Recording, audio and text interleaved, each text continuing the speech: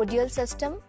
There are 3 elective courses. The learners can choose any one course from 3 elective courses. Each course is of 4 credits. Now coming on to the job prospects. The job prospects can be widespread. It can help in teaching and research, cartography, mapping, urban and regional planning, population and demographic studies, natural resource management, environmental management and sustainability, geospatial analysis, GIS and remote sensing, tourism and recreational industries, administration and marketing, disaster management, transportation and logistic industries. So what are you waiting for? Go to the Samarth portal of IGNOU and take admissions as soon as possible. Alternatively, you can type on Google IGNOU admissions and you will be redirected to the Samarth portal of IGNOU and go and register there and take admissions as soon as possible. In case of any query, you can write to us at satyaraj@ignou.ac.in. Happy learning!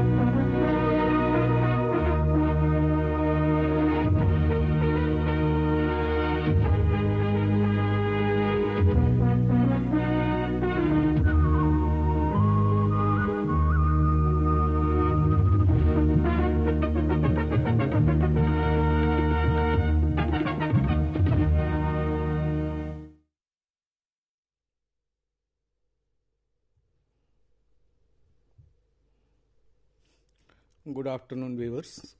Today we will discuss about the provisions of educational provisions for persons with disability under RPWD Act.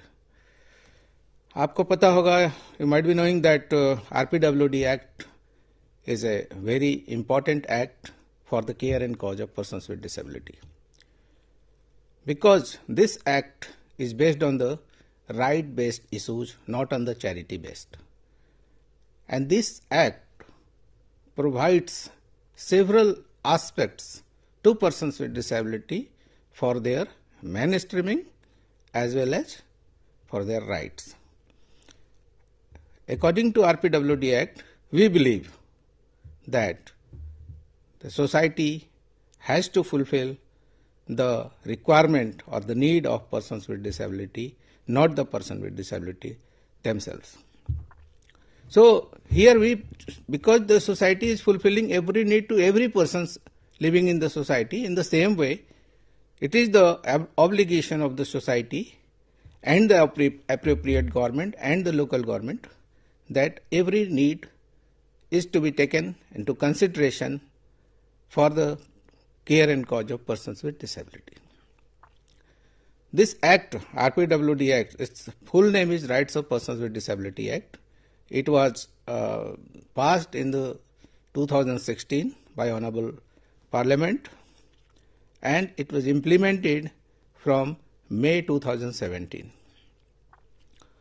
There are so many provisions, particularly for education of persons with disability in this Act, because you know that education is a very important tool for the empowerment of anybody, including persons with disability.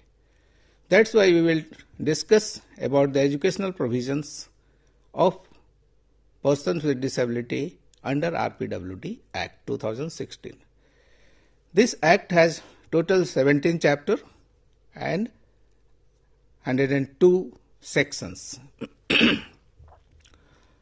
So Section 16, Section 17, Section 31 and Section 32, they are talking about the educational provisions for persons with disability under this Act. Let us start with the section 16. Section 16 states, or section 16 talks about the inclusive education, which is very important. Inclusive education, you might be knowing that it's not a type of education, it's the mode of education. Or you can say you can say that it is a system of education where all children with or without disability can learn together, and every need of each and every child taken care of under this system of inclusive education. So section 16 talks about the inclusive education and provides that every state governments or every local governments or every appropriate government must ensure that all the schools, colleges who are taking grants or being granted by appropriate government must launch or must implement inclusive education in their respective educational institutions. So, if first of all, inclusive education means that you are providing the need-based education as well as the need for education. And what are the needs, what are the requirement of the particular child for completing their education had to be taken care by the school or the local government. So this is a type of education which provides every sort of support to children with disability, persons with disability for completing their education in their respective institutions. So this provision talks about the non-discrimination in the admission of children with disability or persons with disability in any school or colleges or any higher educational institutions. Because no school, college and higher education institution can deny the admission on the basis of disability. It means that persons with disability and children with disability have the same right to enjoy as the other children and persons are. That's why there is a provision that admit them. Admit them means admit children with disability or students with disability without discrimination and provide the facilities and opportunities for sports and recreation also. Not only education, rather recreation is also important, sports is also important. So all facilities or the provisions are available for the other children, means the mainstream children, the same has to be available for the persons with disability, or you can say students with disability and children with disability in their respective educational institutions. And the other aspect which is very important, because only education cannot suffice the need. Child has to reach the school also, child has to enjoy the facilities of schools also or college also. That's why the Act says that all building, campus and various facilities must be accessible. Accessible means that should be within the reach of persons with disability and students with disability. For example, if a child with wheelchair is coming to school, first of all, there should be availability of transport so that the child can come from the home to school easily without any barrier. And the other thing, that if the child is coming to the school, then the campus must be barrier free, so that the child can enter in the campus without having any barrier, smoothly.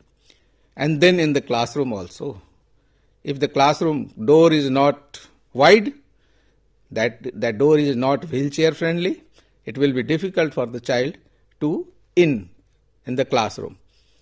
And again, if the door is having any sort of barrier, then it will be difficult for the child. So barrier free classroom is important. It means the physical structure of the classroom must be barrier free. No barriers should be in between.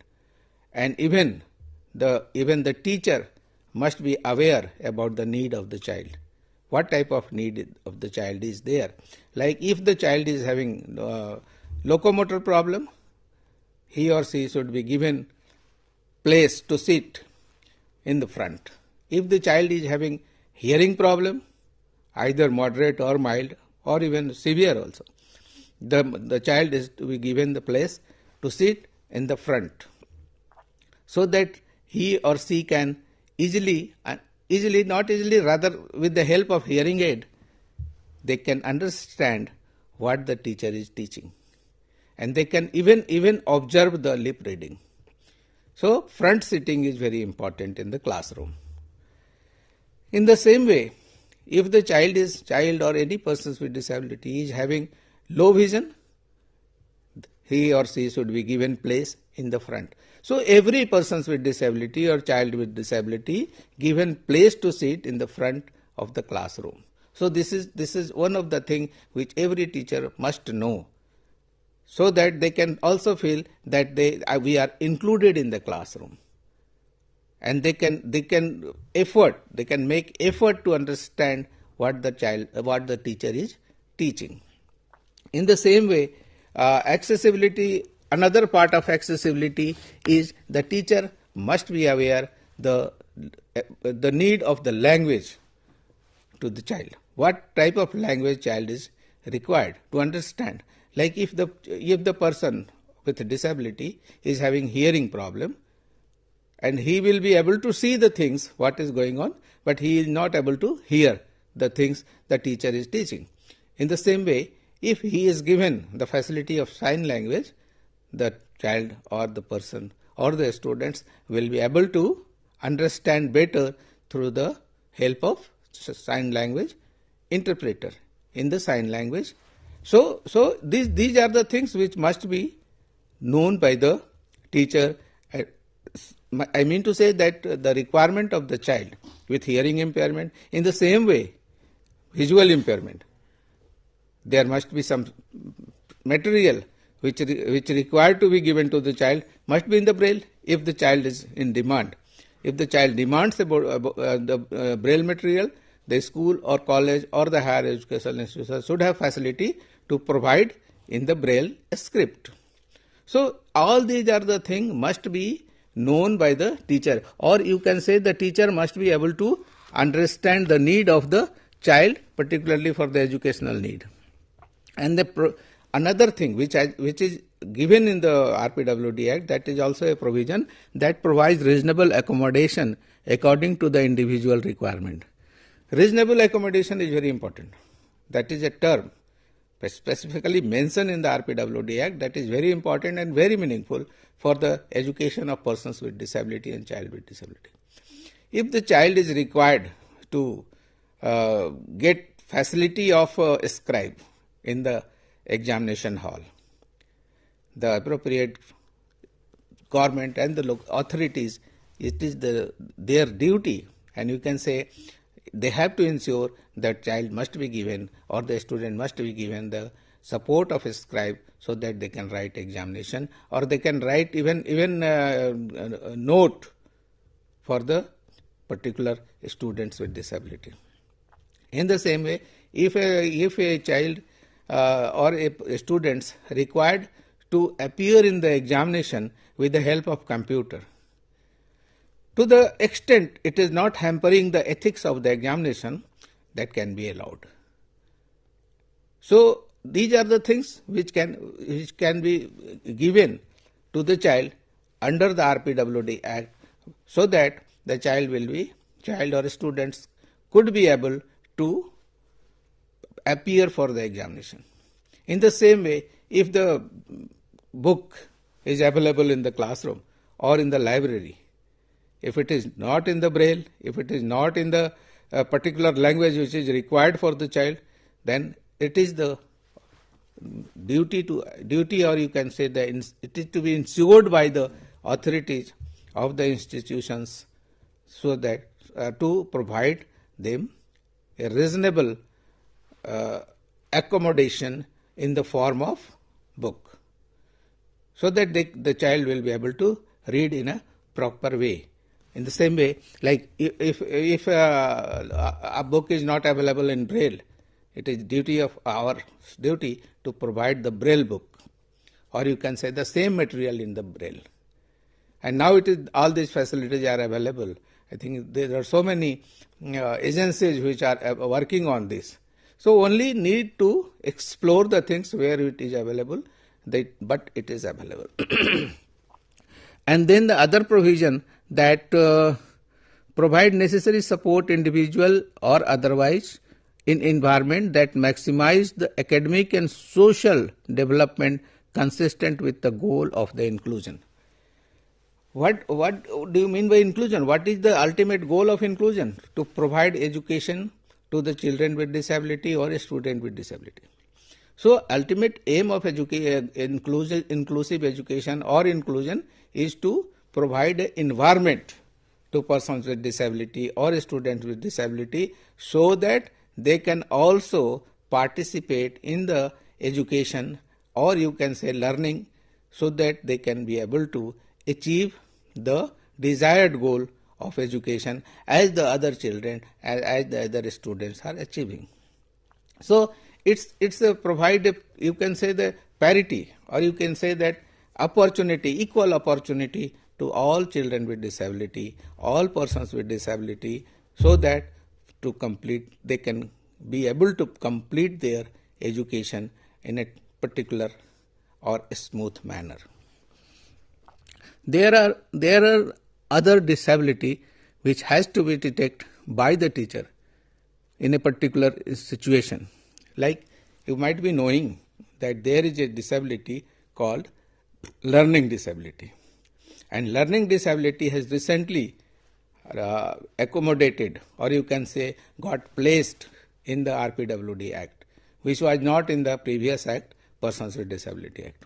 But now this is in the RPWD Act, and which is learning disability is specifically meant for the meant for the persons with disability whom you will be not able to identify by just seeing or observing. There is a specific way, there is a specific assessment system, there is a specific assessment procedure, so that by assessing or by applying those procedures, the learning disability can be detected. But the teacher and the authorities must be aware that there are something which has to be completed, which has to be done by the school authorities by detecting the learning disability. Because the learning disability basically you can say that it is basically is a matter of reading, writing and arithmetic. So there are three major type of learning disability, that is dyslexia, dyscalculia and dysgraphia. So dyslexia means problem in understanding, dyscalculia means problem in calculation, and dysgraphia means problem in writing. So these are the things which is directly related to the teaching and learning. So all teacher and all persons who are related to, who are involved in the education of persons with disability as well as all education of all children must be aware about the learning disability, and they also be aware about the how to detect, in the sense that how to just get a first-hand observation about the learning disability, so that they can be referred to the specific or any specialized services for assessment of their need, of their type and of their severity. All these has to be taken care by the school authorities and school environment. These are the, I told you that these are the basic things which has been provided under the ambit of RPWD Act 2016.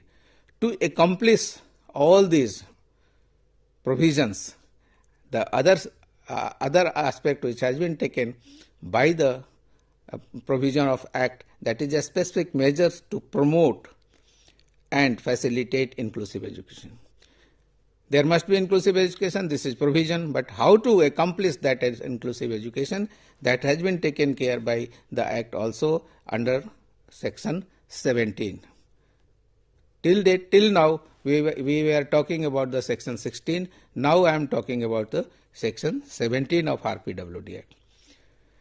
It states, the Act states under section 17 that for the purpose of section 16, the appropriate government and local authorities shall take the following measures. Means to conduct survey of school-going children. How many children are going to school? Like particularly for children with disability, how many of them are going to school? And if they are not going to school, what are the cause? What are the specific reasons that they are not able to go to school? They are not able to attach with any school. So this survey has to be taken care by the local authorities and the school authorities also.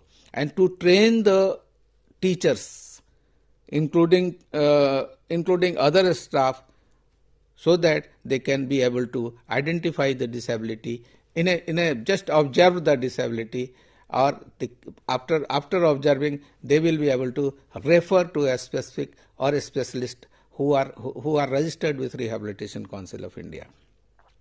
And to train professional and staff to support inclusive education at all level of school education.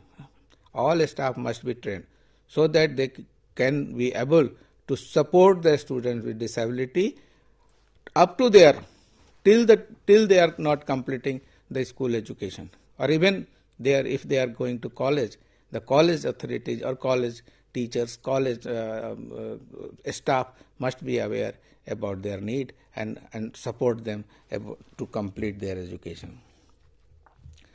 One thing is very important, that is resource center. There is a provision under RPWD Act, there every institution or at least a cluster of institutions must have a resource center.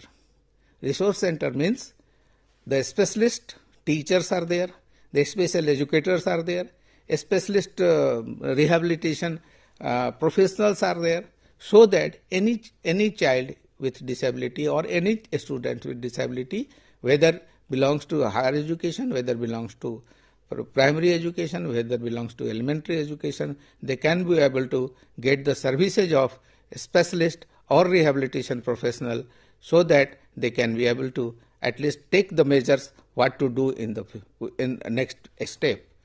So a specialist can guide them if the resource center are available.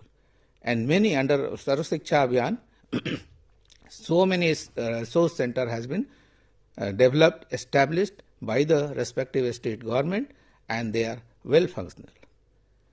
Like I know some centers who have sorry, appointed the teachers, who has appointed the rehabilitation professional, and they take care of the whole area. If any particular school 2 or 3 childs are there, if other school 2 or 3 childs are there, so all these schools have been taken care by over 1 or 2 resource centers. And this resource center, the concept of resource center is very good. All sort of assistive devices are there, all sorts of educational devices are there, and they can be shown to them, they can be shown as a model, and other school can also replicate, other educational institution also replicate the same. So resource center always encourage the whole scenario, so that the education of persons with disability or children with disability can be taken care by the respective authorities and local government. Section 31 talks about the free education. As the Right to Education Act also talks about the free education, but here it is 6 to 18 years. The age is different. The age for the persons with disability or children with disability for free education is not 6 to 14, rather it is 6 to 18 years. So all educational institutions, particularly for elementary education, they must ensure that the children with disability are getting free education up to 18 years of age. And section 32 talks about the reservation in higher education. Because in higher education there are so many programs, or you can say courses, where seats are limited. And it is difficult to get into by the persons with disability or students with disability in the program. So that's why there is a provision that at least 5% seat must be reserved for the students with disability, whether it is any type under 21 type of disability. But one thing must be taken care by all the higher education, that there must be benchmark disability. Only disability is not enough, rather persons with disability must have benchmark disability. Benchmark means there must be 40%. At least disability must be 40%, not below that for any reservation. So this is very important provision, and all educational institutions in their program which are limited with the seat must be taken care that students 5%, at least 5% seat could be allotted or given to students with disability for their education. And with this provision, these are very important. You might be knowing everything, and you can go through the RPWD Act, and if any queries are there, you can contact NCDS at @ignou.ac.in for any further queries. Thank you very much.